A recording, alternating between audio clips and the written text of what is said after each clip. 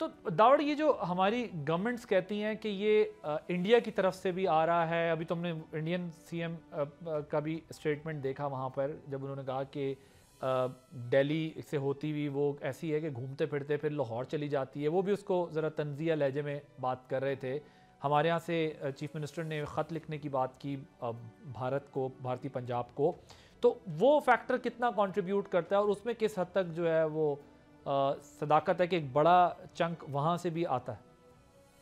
जी, असल देखिए जैसे मैंने आपको बताया कि पोस्ट मानसून सीजन में जो कटाई का पीरियड है तो वहां से एक्चुअली पोल्यूशन आती है, क्योंकि हमारा विंड पैटर्न या तो स्टैग्नेंट है कि हवा रुक जाती है, या हमारी साइड से वहां जाती है या उनकी साइड से आए।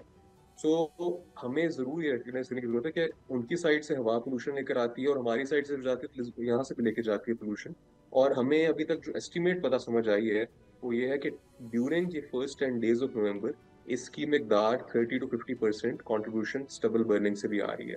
उससे पहले पीरियड में या उसके बाद जरूर लोकल सोर्सेज होंगी, लेकिन इन दिनों में stubble burning trans boundary pollution का रोल है, जो कि over the span of the year average उसकी बहुत कम है, लेकिन इन 10 दिनों में बहुत ज्यादा है। तो इस पे ट्रांस बाउंड्री पे काम करने की बहुत जरूरत है। एक माली डिक्लेरेशन है जो सार्क ने साइन की थी for communication on trans boundary pollution. और इस तरह एक रिसेंटली लास्ट ईयर एक थिम्पू डॉक्ट्रिन बनी थी जो आपकी भूटान में साइन हुई थी बिटवीन सारी South Asian nations to work on trans boundary pollution.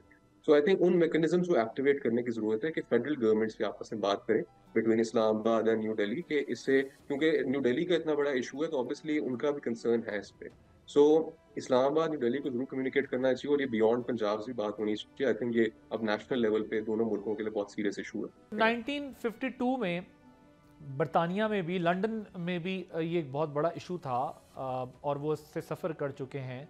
तो उन्होंने ऐसे क्या मेजर्स किए और हमें ऐसे क्या मेजर्स लेने चाहिए कि हम उनकी, क्योंकि अब वहाँ पर ये प्रॉब्लम फिर नहीं होती, हम किस तरह ये सब कुछ करके उस सारे प्रोसेस में जा सकते हैं और बच सकते हैं?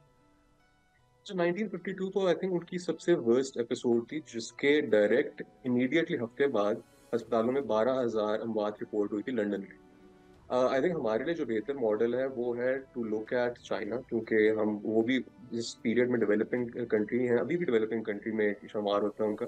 उन्होंने तीन चार चीज़ों पे बहुत फोकस किया है। उन्होंने एक तो इंडस्ट्रियल एमिशन जो हैं उन्हें कंट्रोल करने के लिए स्पेसिफिक सेक्टर लेवल पे जिस किस्म की इंडस्ट्री है उसकी एमिशन लिमिट्स लगा दी हैं, और फिर उनको शहरों से दूर ले गए हैं। बीजिंग से 100-100 किलोमीटर दूर ले गए थे वो इंडस्ट्री।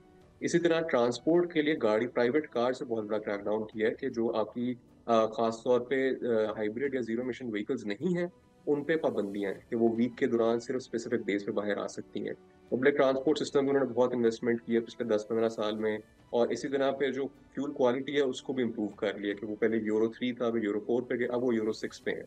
सो इन चीज़ों पे उन्होंने फोकस किया है। साथ साथ उन्होंने जो उनके यहाँ भी क्रॉप बर्निंग होती थी चाइना में, उन्होंने उसे इंसेंटिवाइज किया है, उसके मैकेनिज्म निकाले हैं कि हम इस क्रॉप वेस्ट को कैसे यूटिलाइज कर सकते हैं। सो इस तरह की चीजें करके उन्होंने बहुत हद तक काफी क्लियर कर ली within a period of 15 years। Subscribe करें और बेल दबाएं ताकि कोई खबर रह न जाए।